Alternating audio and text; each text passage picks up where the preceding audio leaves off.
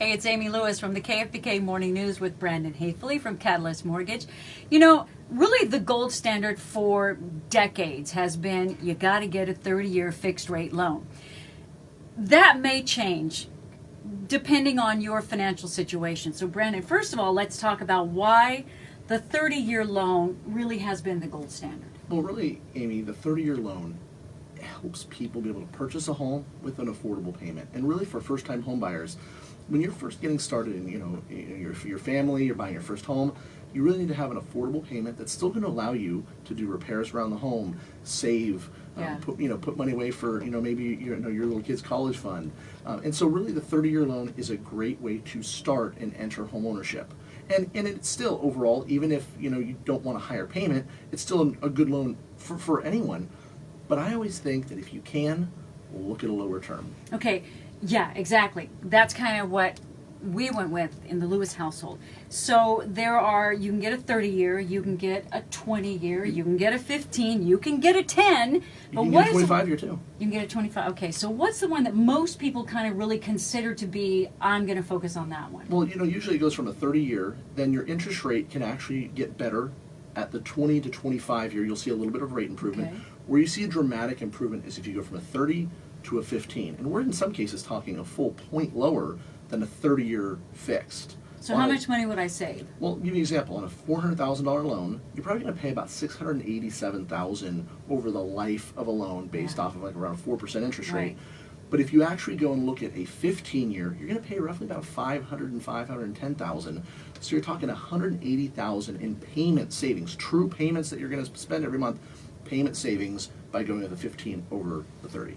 So who do you recommend then that gets a 15-year loan? I mean, what do you have to have? What is your financial outlook in getting a 15-year loan? You really want to make sure that you have stable employment, that you have enough money that you're lower debt to income ratio, that you have money that you've been socking a lot of money away to savings, that you're financially stable. Really, you want to make sure that you're secure financially, because once you're in that payment, you're locked in. Right. And so one of the the kind of double-edged sword is then you are locked in, and if you need to have a break, you'd have to either refinance out or pull from savings to make that up. But I do love the fact that if you have a 30-year loan, you're not locked into that loan. You can refinance that loan, and you can refinance it to a 20 or a 15. Absolutely. And what you just said there is, if people can't go down to the full 15-year loan, you can always do a 20 or 25-year, and then you can always make extra payments every month to speed up that amortization schedule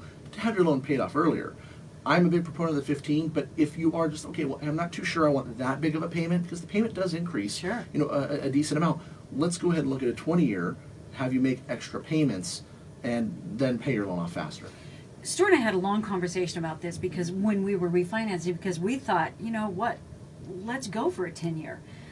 But if you do that, you have to be really serious about paying off that loan in 10 years and forego maybe a vacation every other year or things like that, because this is a commitment. Well, and at the same time, you're correct. But I always tell people that when you're going to look at a 15 or look at a shorter term, also speak to your financial advisor, because, let's say your employer matches, 401k or retirement contributions. That might make a play where it might not make sense to pay off your mortgage, and have it pay off now, when you could be putting that difference into a retirement account that's also going to build. So when you're talking to your mortgage advisor, you also want to make sure that your CPA and you are talking, and there's a real big discussion. Where's our 10-year plan? Right. Our 15-year plan? Where do we really want to be? And also, is it smart for us to put all the money to mortgage versus putting to our retirement accounts or other things? Right.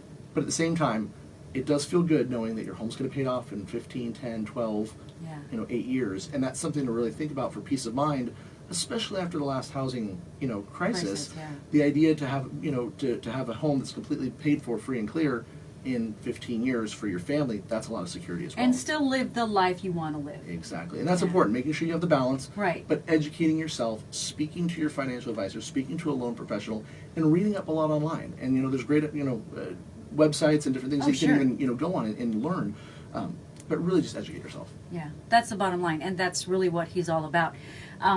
If you want to do business with Brandon Haefele, very easy way to get in touch with him. Go online to catalystmortgage.com or call him at 287-7777. Yes, he will answer that phone, 287.